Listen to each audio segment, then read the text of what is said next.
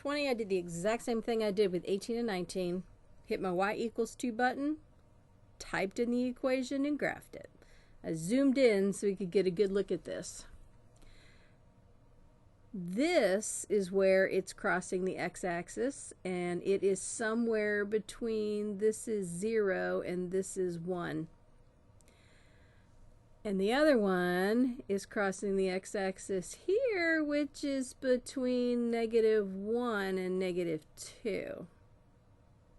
So, graphing, not helping me at all. So, I'm just going to delete this picture and say bye-bye now.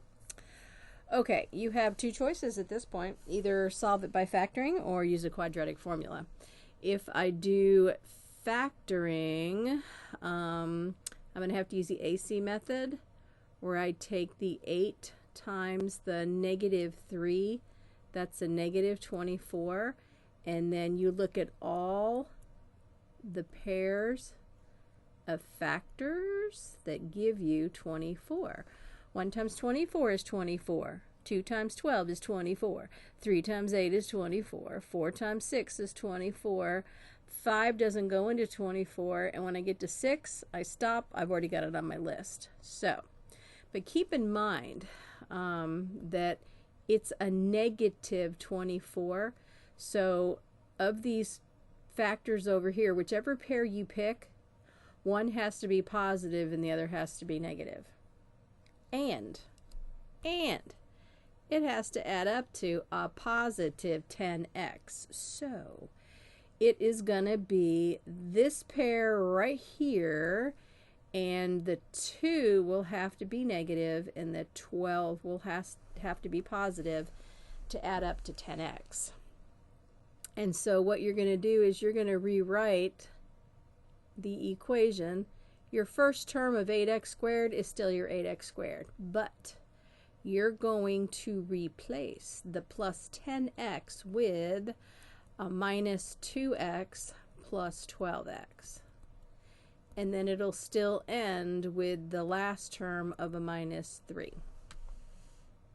And then at this point you will factor by grouping.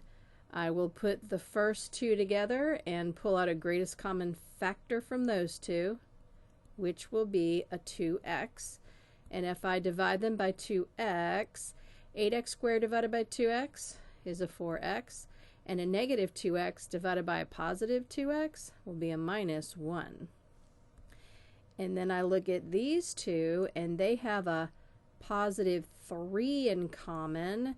And when I divide that out, 12x divided by 3 is a 4x, and a negative 3 divided by a positive 3 is another negative 1. And right here you can see both sets of parentheses are identical. So one of my factors is the 4x minus 1. That's one of your factors right there.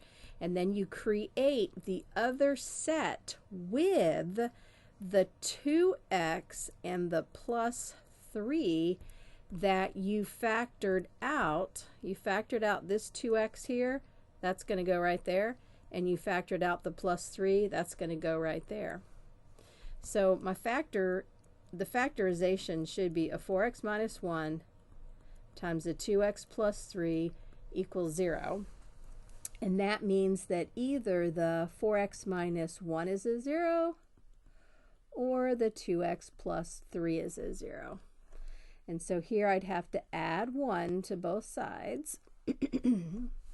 I get a 4x is equal to 1, and then divide off that 4 on both sides. And since 4 doesn't go into 1, and I think I said leave fractional answers, x will be 1/4. There's one of your answers. And then subtracting 3 on both sides.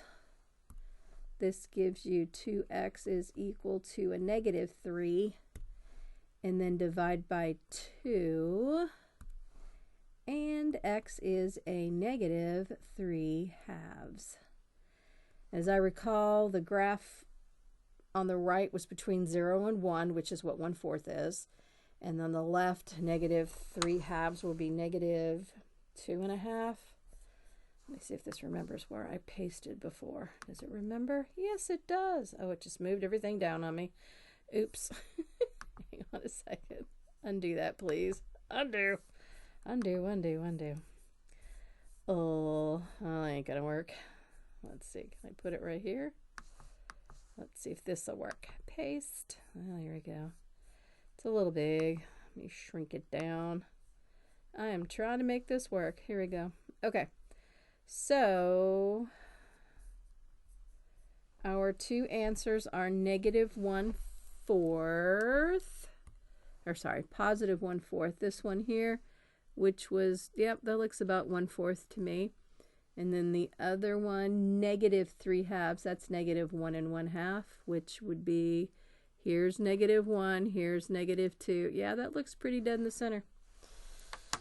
Yep, so there you go.